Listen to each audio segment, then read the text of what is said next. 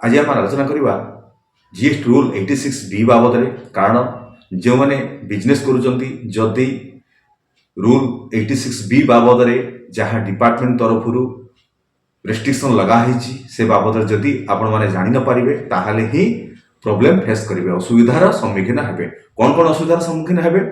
GST rule 86B अनुसार ना किसी रेस्ट्रिक्शन रही जीएसटी डिपार्टमेंट तरफ बिजनेसमैन मान जदि आपण मानकर टैक्सेबल सप्लाई 50 लाख रु अधिका हो मंथली माने मासक भितर टैक्सेबल सप्लाईटा 50 लाख रु जदि अधिका हो ताहले ही आपनकर कौन हम जो आईटीसी आपन जो आईटीसी क्लेम कर आईटीसी माने जानछथि इनपुट टैक्स क्रेडिट से कौन हम ना आप 100% आपन यूटिलाइज कर पारिबे नाही। कहा पे यूटिलाइज करिवे ना जो आउटपुट आपनकर टैक्स लायबिलिटी आपन जेतबेले पेमेंट करती सेतबेले आपनकर आईटीसी टा 100% आपनकर माने पेमेंट करि परिबे नाही। कोन करिवे ना 1% केस आकार पेमेंट करिवे, ताहा मैंडेटरी अटे। ता अर्थ गोटे उदाहरण दोछि आपनको।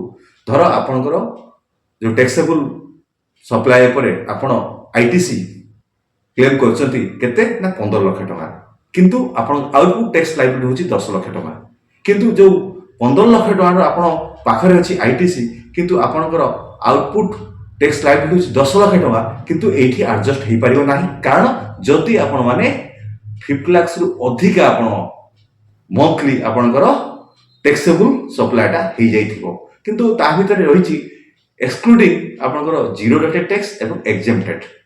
ए दुईटा को छाड़िला परे जदि आपनकर 50 लाख आपन देखिबे, जदि आपनकर 50 लाख क्रॉस करि जाइछि आपनकर टैक्सेबल सप्लाईटा ताहले ही आपण 1% केस आकार पेमेंट करेंगे भाया इलेक्ट्रोनिक केस लेजर द्वारा।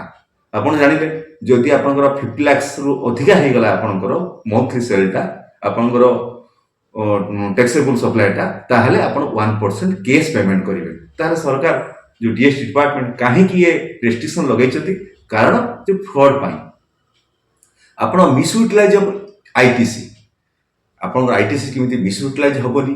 जो आपनकर अधिका आपनकर टैक्सेबल सप्लाई करूचंती आपनकर मंथली जदि से माने 1% आपनकर केस आकार पेमेंट करंती ताल ही सरकार भाबिबो बा जीएसटी डिपार्टमेंट भाबिबो जे कोन ना एठी कोनोसी प्रकार आईटीसी रा मिस यूटिलाइज हो नाही। तो आपन जानिले जीएसटी रूल 86B कौन कहे?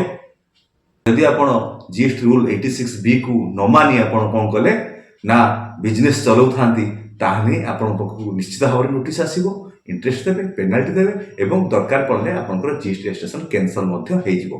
तेनु आपण जानिले जीएसटी रूल 86B कौन कहे एवं सेति पई आपण माने काम करतो जे बिजनेसमैन मानकर 50 लाख रु अधिका टैक्सेबल सप्लाई होची excluding zero rated tax and exempted.